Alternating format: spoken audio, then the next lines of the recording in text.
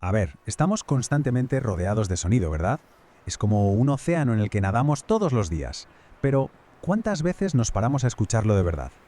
Hoy vamos a bucear en ese arte perdido de la escucha, para entender el mundo que nos rodea de una manera totalmente nueva.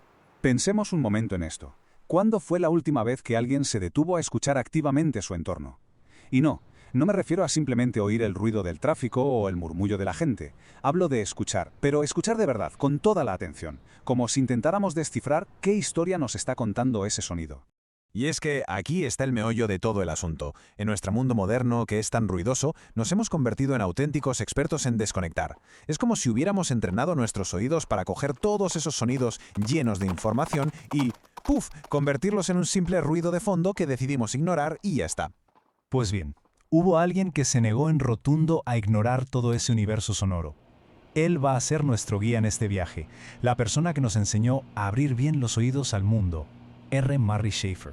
Bueno, ¿y quién era este Schafer? Pues a ver, no era solo un compositor, ni mucho menos. Era un educador súper innovador, un ecologista apasionado, y fue precisamente la mezcla de todo esto lo que le llevó a crear un campo de estudio totalmente nuevo, la ecología acústica. Claro, su idea no apareció de la noche a la mañana. Formaba parte de una conversación mucho más grande que se estaba teniendo en la sociedad. Fijaos, en los 60 ya había libros como Primavera Silenciosa que nos avisaban de que estábamos perdiendo sonidos tan básicos como el canto de los pájaros. Luego en los 70, con todo el movimiento ecologista en auge. Y justo ahí, en ese contexto, en 1977, es cuando Schafer publica su obra clave y nos da un concepto que lo cambia todo: el paisaje sonoro. Y de todo lo que hizo, quizás la idea más potente, la que de verdad hace clic en la cabeza, es una metáfora muy sencilla. Schafer nos propuso que viéramos el mundo como si fuera una gigantesca orquesta. Y fijaos cómo lo decía él mismo con sus propias palabras. La idea es que el mundo ya tiene su propia música, ¿no? Una composición natural que está sonando todo el tiempo. Y nosotros, con lo que hacemos, con los sonidos que creamos, somos los que decidimos si participamos en esa sinfonía o, si al contrario, la destrozamos con un ruido caótico. Es nuestra responsabilidad, al fin y al cabo. Así que llegamos al concepto clave de todo esto: el paisaje sonoro. Y es importante entenderlo bien. No estamos hablando de un montón de ruidos aleatorios, no. Es el conjunto de todos los sonidos de un lugar, una composición única que, si la escuchamos bien, nos cuenta la historia de ese sitio y de la gente que vive en él. Vale, pero ¿cómo se analiza una orquesta tan enorme y compleja? Bueno, pues Schafer no solo nos dio la idea, sino que también nos dio las herramientas. Creó, por así decirlo, un vocabulario para que pudiéramos empezar a decodificar lo que oímos. Empecemos por lo que llamó los sonidos tónicos. A ver, pensad en ese sonido de fondo que define un lugar. Por ejemplo, el rumor constante del tráfico en una gran ciudad, o el silbido del viento en el campo. Son sonidos que están tan presentes que la gente que vive allí a menudo ya ni se da cuenta de que están, pero son la base, la nota fundamental que define el ambiente acústico de ese sitio. Luego tenemos las señales. Y estas son justo lo contrario. Son los sonidos que están en primer plano, los que están diseñados para que los escuchemos sí o sí. Son como órdenes, avisos, pensad en la sirena de una ambulancia, una alarma de incendios, el timbre de casa. Su única función es destacar por encima de todo lo demás y llamar nuestra atención.